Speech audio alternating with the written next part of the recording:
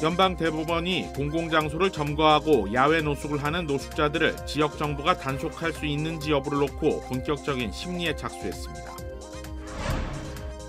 도널드 트럼프 전 대통령에 대한 이른바 입막음돈 형사 재판이 본격적으로 시작했습니다.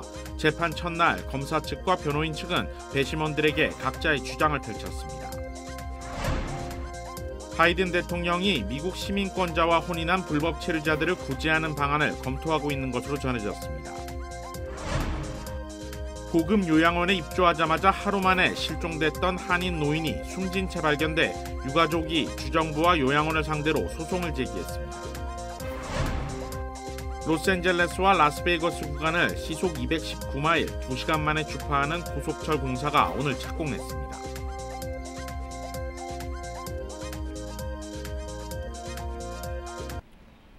시청자 여러분 안녕하십니까? KBS 아메리카 뉴스입니다. 연방대법원이 지역정부의 노숙자 단속 권한을 두고 심리에 착수했습니다. 판결에 따라 노숙자 문제에 대한 해법이 나올 수도 아니면 더 큰 분쟁으로 이어질 가능성도 있습니다. 보도에 윤범수 기자입니다. 연방 대법원의 이번 심리는 캘리포니아주 경계선에 인접한 오리건주의 작은 시골 마을 그랜치 패스시에서 비롯됐습니다. 마을의 주택 가격이 상승하면서 늘어난 노숙자들이 곳곳에 텐트촌을 세우자 시 정부가 노숙자들에게 건당 295달러의 벌금을 부과하기 시작했는데 이로 인해 소송이 제기된 것입니다. 2020년 오리건주 연방지법은 시의 단속이 위법하다고 판결했고 2년 뒤 항소법원 역시 원심을 유지했지만 또다시 항소가 이뤄지면서 결국 오늘부터 대법원 심리가 시작됐습니다. 육성으로만 공개된 오늘 심리에서는 1, 2심 판결에 대해 대법관들이 질문을 던지면 시 변호인 측이 반론을 주장하는 형식으로 진행됐습니다. Okay, what is the conduct here? The conduct is camping, establishing a campsite, and it's the same as in the federal regulations that the National Park Service relies on. So I didn't think that was the conduct. I thought that the only conduct here was sleeping outside with a blanket. 결국 대법원에서 다뤄질 쟁점 사안은 노숙자의 야외 노숙이 불법 범죄 행위인지 아닌지 여부입니다. 다시 말해 집이 없다는 노숙자의 상태나 신분만으론 범죄 행위가 성립될 수 없다는 주장과 야외에 무단으로 텐트촌을 세우고 노숙을 하는 자체가 일반적이지 않은 불법 행위라는 주장이 맞서고 있습니다. 이번 대법원의 심리에 대한 최종 판결은 6월쯤. 결과에 따라 미국 내 심각한 노숙자 문제 해법에 있어 중대한 향방을 결정할 것으로 보입니다. 이미 캘리포니아주를 비롯해 여러 주 법원이 주거시설이 부족한 상황에서의 노숙자 처벌은 잔혹하고 이례적인 형벌을 금지하는 수정헌법 8조 위헌이라고 판결했지만 폭발적으로 늘어나는 노숙자 수를 감당하기 어려운 지역 정부들을 중심으로 도시 슬럼화를 막기 위한 단속 여론도 커지고 있습니다. 연방주택도시개발부의 집계에 따르면 지난해 미국 내 노숙자 인구수는 65만 3천 명으로 1년 만에 7만여 명, 12%가 급증해 역대 최고를 기록하고 있습니다. KBS 뉴스 윤범수입니다. 트럼프 전 대통령에 대한 형사재판이 본격적으로 시작됐습니다. 검사 측과 변호인 측은 배심원들에게 각자의 주장을 펼쳤습니다. 박일중 기자가 보도합니다. 배심원이 정해진 뒤 본격적인 재판 첫날 트럼프 전 미국 대통령이 다시 법정에 나왔습니다.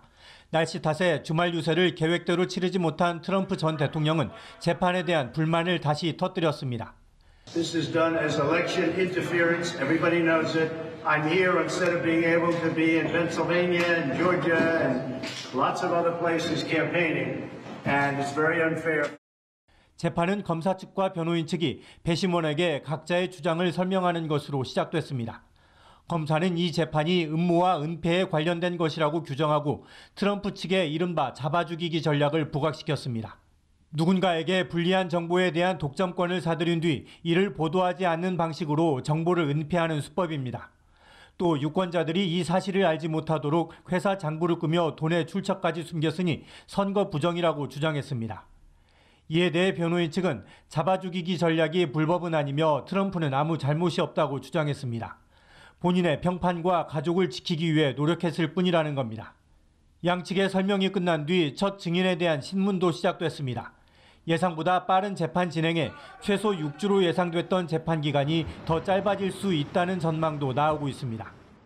이렇게 트럼프가 법정에 묶여 있는 동안 바이든 대통령은 유세 일정을 이어가고 있는 가운데 바이든이 트럼프에 앞서고 있다고 여론조사 기관 마리스트는 밝혔습니다. 뉴욕에서 KBS 뉴스 박일중입니다. 바이든 대통령이 미국 시민권자와 혼인한 불법 체류자들을 구제하는 방안을 검토하고 있는 것으로 전해졌습니다. 월스트리트저널은 미국 시민권자와 혼인관계를 유지하고 있지만 과거 기록 때문에 영주권 신청을 하지 못하고 있는 사람들이 구제 대상에 포함될 것이라고 보도했습니다. 미국 시민권자와 혼인한 이민자는 누구나 영주권을 신청할 수 있지만 불법 입국 기록이나 위조 공문서를 사용했던 기록이 있을 경우 영주권 신청이 불가능하기 때문입니다. 미국 시민권자와 결혼한 불법 체류자는 110만 명 정도로 추산되는데 바이든 행정부는 시민권자와 혼인 기간을 5년 또는 10년 이상으로 제한하는 조건을 내세울 것으로 보입니다. 이럴 경우 약 70만 명 수준이 합법적인 체류 신분을 갖게 될 것으로 전망됩니다. 바이든 대통령의 이번 정책은 대선을 앞둔 시점에서 발표될 것으로 보입니다. 남부 국경지대를 중심으로 불법 체류자들에 대한 반감이 극에 달하고 있는 상태라 시행에는 조금 더 시일이 걸릴 거라는 분석입니다. 연방이민서비스국이 노동허가 유효기간을 최대 540일까지 자동으로 연장해주고 있다고 밝혔습니다. 연방이민서비스국은 팬데믹 이후 노동허가 신청 적체가 급증하면서 이 같은 조치를 취하게 됐다고 전했습니다. 노동허가 기간이 만료되면서 강제로 휴직을 해야 하는 사람들이 늘고 있기 때문입니다. 이민국은 노동허가 유효기간이 만료되기 전에 갱신을 신청한다면 미승인 상태라도 만료일 이후 최대 540일까지 효력을 인정하고 있다고 언급했습니다. 이번 조치는 지난해 10월 27일 이후 노동허가 갱신 신청을 한 경우에만 적용됩니다. 이민국은 이번 조치로 80만여 명의 외국인 근로자들이 혜택을 보게 될 것이라고 밝혔습니다. 지난주 이스라엘의 이란 공격 당시 이란 본토 방공망이 뚫렸다는 분석이 이어지고 있습니다. 양측의 보복 공격은 소강 국면에 들어간 가운데 이스라엘은 다시 가자지구 공습 수위를 끌어올리고 있습니다. 송락규 기자입니다. 지난 19일 새벽 이스라엘이 타격한 이란 이스파한 지역 공군 기지입니다. 이란의 한 반체제 매체가 공개한 이 위성사진엔 S-300 방공 시스템의 레이더로 추정되는 장치가 훼손된 흔적이 보입니다. 뉴욕타임스 등 서방 언론들은 이스라엘 전투기들이 이란 나탄즈 핵시설의 방공 시스템을 미사일로 타격했다고 잇따라 보도했습니다. 비록 핵시설을 직접 타격하지는 않았지만 이스라엘로서는 마음만 먹으면 언제든 이란의 심장부를 공격할 수 있다는 경고 메시지를 준 셈입니다. 이스라엘은 방공 레이더에 걸리지 않는 F-35 스텔스 전투기도 39대를 보유한 것으로 알려졌습니다. 당초 장난감 수준 공격이었다며 평가를 절하해온 이란은 이번 외신 보도에도 큰 의미를 두지 않았습니다. 이스라엘과 이란 간 보복 군사행동이 숨고르기에 들어가면서 이스라엘은 지상군 병력 상당수를 철수시킨 가자지구 라파에 다시 전투력을 집중하고 있습니다. 전쟁을 끝내기 위해선 하마스 지도부가 숨어있는 라파 진입작전이 필수라는 판단 때문입니다. 이스라엘이 가자지구에서 다시 압박 수위를 끌어올리면서 보복의 악순환이 우려됐던 이란과의 갈등도 다시 커질 수 있다는 전망이 나오고 있습니다. 파리에서 KBS 뉴스 송락규입니다. 한미양국이 오는 2026년부터 적용할 방위비 분담금을 결정하는 협상이 이번 주 시작됩니다. 대선 전에 마무리될지가 관건입니다. 김경진 기자입니다. 외교부는 제12차 한미 방위비 분담 특별협정 체결을 위한 첫 회의가 현지 시각 오늘부터 25일까지 미국 하와이 호놀룰루에서 열린다고 밝혔습니다. 우리 측에선 이태우 방위비 분담 협상 대표가 이끄는 대표단이, 미국 측에선 린다 스펙트 국무부 선임보좌관이 이끄는 대표단이 참석합니다. 이번 회의는 지난달 초 양측이 협상 대표를 임명한 뒤 처음 열리는 회의로 분담 금액과 유효기간 등에 대한 각자의 입장을 확인하는 탐색전 성격이 될 것으로 보입니다. SMA는 주한미군 주둔 비용 중 한국이 부담할 금액을 정하는 협상인데 우리 측은 합리적 수준을, 미국 측은 동맹에 대한 투자를 강조하고 있습니다. 지난 2021년 협상 때 양측은 13.9% 오른 1조 1,833억 원에 합의했는데 우리 측은 인상폭을 더 낮추려 미국 측은 더 높이려 할 것으로 보입니다. 협상 속도도 관건입니다. 이번 SMA는 내후년부터 적용될 방위비 분담금에 대한 협상인데 보통 1년 전에 시작하는 협상을 1년 8개월 앞두고 개시하는 건 이례적입니다. 올해 11월 미국 대선에서 트럼프 전 대통령이 당선될 경우 방위비 문제가 동맹 현안으로 비화될 거란 우려 때문에 협상을 조기에 시작한 거란 해석이 나오고 있습니다. 양측은 조기 타결에 공감대를 가지고 있는 것으로 알려졌지만 올해 11월 전에 협상을 마무리하기엔 시간이 부족할 거란 전망이 나오고 있습니다. KBS 뉴스 김경진입니다. 요양원에 입주한 한인이 하루 만에 숨진 채 발견되는 사건이 있었습니다. 유가족은 주정부와 요양원을 상대로 소송을 제기했습니다. KBTV 김은지 기자가 취재했습니다. 오리건주 멀티노마 카운티 법원에 따르면 존현 씨 등 유가족은 포틀랜드 인근 요양원인 마운트 후드 시니어 리빙 퍼실리티의 과실로 83세 형기순 씨가 사망했다며 지난 17일 소송을 제기했습니다. 유가족은 요양원뿐만 아니라 오리건주 복지부와 요양시설 교육 및 관리업체인 아반트 시니어 하우징 매니저 등도 책임이 있다며 피고에 포함시켰습니다. 사건은 지난해 12월 23일 치매를 앓고 있던 현 씨가 이날 마운트 후드 너싱홈에 입주하면서 발생했습니다. 원고 측은 소장에서 어머니는 입주한 지 하루도 안 돼 실종됐고 얼마 후 인근 지역에서 저체온증으로 숨진 채 발견됐다며 요양원 측은 어머니의 실종 사실을 우리에게 곧바로 알리지 않았고 심지어 실종 후 몇 시간이 지나도록 경찰에 신고도 하지 않았다고 주장했습니다. 현 씨가 발견된 곳은 요양원에서 불과 약 0.5마일 떨어진 숲속, 지난해 크리스마스 날 발견됐습니다.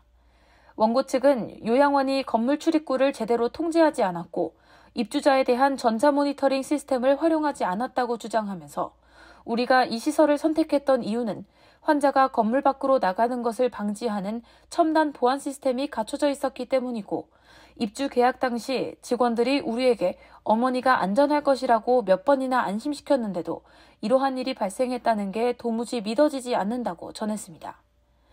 유가족은 주정부와 관리업체에도 책임을 물었습니다. 이들은 소장에서 주정부는 해당 요양원의 인력이 부족하고 직원들이 충분한 교육을 받지 못했다는 점을 이미 알고 있었다며 시설 운영을 중단하거나 신규 입주자를 받지 못하도록 즉각 조치를 취했어야 했다고 주장했습니다. 해당 요양원의 관리 시스템은 계속 도마 위에 오른 바 있습니다. 이번 사건과 관련해 지역 매체인 OPB는 지난 17일 요양시설 조사기관인 오리건주 롱텀케어 옴부즈맨의 보고서를 인용해 주정부는 해당 너싱홈의 위험 신호를 계속 놓치고 있었다고 지적했습니다. 이 요양원은 시니어 1인당 월 7,000에서 9,000달러를 받는 고가의 요양시설로 알려져 있습니다. 이번 소송과 관련해 오리건주 복지부 측은 대변인을 통해 유가족에게 유감을 표명한다는 공식 입장만 밝혔습니다. KBTV 뉴스 김은지입니다. 지난 주말 테네시주 멤피스에서 열린 파티에서 총격이 발생해 2명이 사망하고 6명이 부상을 당했습니다. 멤피스 경찰국은 지난 토요일 오후 7시 19분쯤 지역 주민들이 공원에서 개최한 파티 현장에서 총격이 발생했다고 밝혔습니다. 경찰은 이번 총격으로 2명이 현장에서 사망 판정을 받았고 6명이 부상을 입고 병원으로 후송됐다고 밝혔습니다. 당시 파티 현장에는 300여 명이 자리했던 것으로 추산되는데 경찰은 최소 2명의 용의자가 총격을 가한 뒤 도주한 것으로 보고 있습니다. 경찰은 총격이 발생했던 파티는 시 당국의 허가를 받지 않았던 것으로 확인됐다고 발표했습니다. 캐런 베스 LA 시장 관저에 괴한이 침입하는 사건이 발생했습니다. 경찰은 침입한 용의자의 의도를 분석하고 있습니다. LA 시장실은 어제 새벽 6시 40분쯤 시장 관저에 20대 괴한이 침입했으며 출동한 경찰에 의해 체포됐다고 밝혔습니다. 시장과 가족들은 무사한 것으로 전해졌습니다. 용의자의 신원은 올해 29살의 에프라임 매튜 헌터로 확인됐는데 경찰은 용의자의 구체적인 범행 동기를 파악하기 위해 수사를 펼치고 있습니다. 용의자가 시장과 가족을 노리고 범행을 일으킨 것인지 단순 절도를 위해 무작위로 침입한 것인지를 확인하고 있는 겁니다. 용의자는 10만 달러의 보석금이 책정된 채 구치소에 수감 중이며 경찰은 시장 관저가 자리한 행콕팍 지역의 순찰을 더욱 강화할 방침이라고 밝혔습니다. 뉴욕주가 불법 마리화나 업소에 대한 강력 단속에 돌입합니다. 세금을 납부하지 않고 영업하고 있는 무허가 업소들이 대상입니다. KBTV 기련민 기자입니다. 뉴욕주 정부와 뉴욕시 행정부는 새로운 불법 마리화나 판매소 규제 및 단속법을 통해 법 집행기관이 불법 판매소를 자물쇠로 잠그고 운영 자체가 불가하도록 폐쇄할 수 있도록 허용해 규제를 강화한다는 방침입니다. 집행기관이 잠근 자물쇠를 제거하는 것 역시 불법으로 경범죄에 해당하며 불법 판매소에 부동산을 임대하는 건물주 역시 최대 5만 달러의 벌금을 받을 수 있습니다. 합법 판매소는 주정부에서 발행하는 면허를 소지하기 위해 주에 세금을 내고 있지만 불법 상들은 세금을 내지 않고 검증되지 않은 제품을 판매함으로써 뉴욕주 정부의 세금을 피해갈 뿐 아니라 주민들의 건강을 위협하고 있다는 지적입니다. 호컬 주지사는 마리화나 합법 판매를 위한 면허 발급 속도를 빠르게 추진하고 불법적인 상점을 폐쇄하는 데 적극적으로 나설 것이라고 밝혔습니다. 현재 뉴욕시에만 약 2,000개의 불법 마리화나 판매소가 있으며 합법적인 판매소는 약 100여 개로 추산됩니다. 호컬 주지사는 불법 상점은 하루아침에 폐쇄 조치될 수 있다며 오늘까지 불법 판매를 했지만 내일 가게에 출근했을 때 접근이 금지될 수 있다고 경고했습니다. 게일 브루어 뉴욕시 의원은 맨해튼 내 합법적인 가게보다 불법 상점이 20배가 넘는 것이라며 강도 높은 규제 및 캠페인이 필요하다고 촉구해왔습니다. 이어 고등학생들이 335 모여서 불법 마리화나 제품을 구입해 소비하고 있다며 학교에서 몇 피트 거리 내에 이런 불법 상점이 버젓이 영업을 하고 있는 현실을 행정부가 간과해서는 안 되며 엄중하고 강력하게 단속해야 한다고 촉구했습니다. KBTV 뉴스 길련민입니다. 로스앤젤레스와 라스베이거스를 잇는 고속철 공사가 오늘 착공됐습니다. 완공되면 두 도시 간 더욱 활발한 이동이 가능해질 거라는 전망입니다. 고속철도 회사 브라이트라인 웨스트는 LA와 라스베이거스를 잇는 고속철도 공사가 오늘 시작됐다고 밝혔습니다. 고속철도는 최대 200마일의 속도로 운행이 가능한데 219마일의 구간을 2시간 만에 달려 목적지에 도달할 수 있습니다. 고속도로 철로는 LA와 라스베이거스를 잇는 15번 고속도로를 따라 들어설 예정입니다. 라스베이거스 지역의 종착역은 스트립 남쪽에, LA 지역 종착역은 렌초 쿠카몬가에 건설되는데 이 역은 LA시로 진입하는 통근 열차인 메트로링크와 연결됩니다. 교통부는 서부 최초의 고속철도가 완공될 경우 교통체증 감소와 함께 대기 오염도가 낮아지고 더 많은 일자리가 창출될 것이라고 밝혔습니다. 120억 달러 규모의 예산이 투입돼 착공에 돌입한 이번 공사는 2028년 7월 LA 하계올림픽 개막에 맞춰 개통을 목표로 두고 있습니다. 완공 후에는 하루 평균 3만 명의 편도 구간 승객, 연간 1,100만 명이 고속철도를 이용할 것으로 전망됩니다.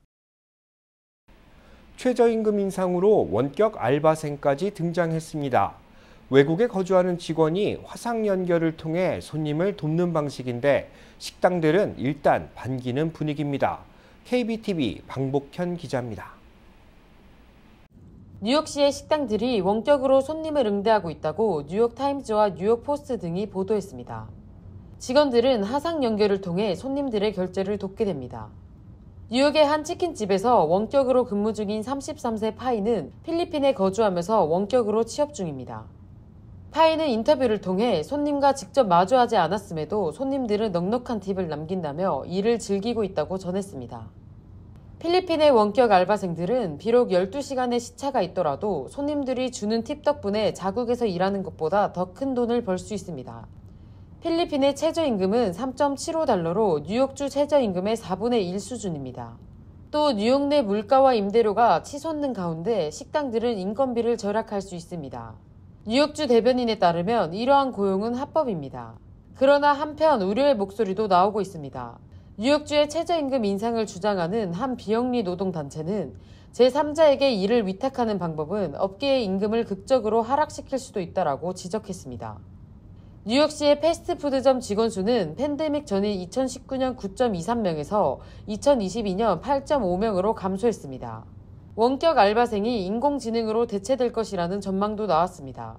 스타트업 창업자인 브렉 골드타인은 비용을 절감할 수 있는 확실한 방법이라며 앞으로 디스토피아적인 발전으로 이어질 수 있다고 전했습니다.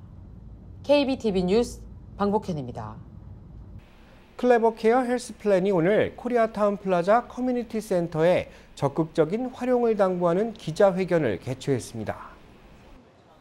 클레버케어 헬스플랜은 오늘 기자회견을 열고 한인 회원들의 적극적인 관심과 커뮤니티 센터 방문을 당부했습니다. 클레버케어 헬스플랜은 코리아타운 플라자 2층에 커뮤니티 센터를 보유하고 있고 한국어가 가능한 직원이 상주하고 있다고 강조했습니다. We also have our center, community center in Koreatown. So if you know K-Town, the Koreatown Plaza, we are on the second floor. We have a lot of activities. Our member can come in and ask questions about your benefits. We can help you to access to your benefit, answer any question that you might have. 한편 2만 4천여 명의 회원을 보유한 클레버케어 헬스플랜은 관련 업계에서 가장 빠른 성장세를 기록하고 있습니다. 클레버케어 헬스플랜은 경영진 확장을 통해 리더십을 강화하고 있으며 다음 단계로 성장을 위한 도약에 나서고 있다고 강조했습니다.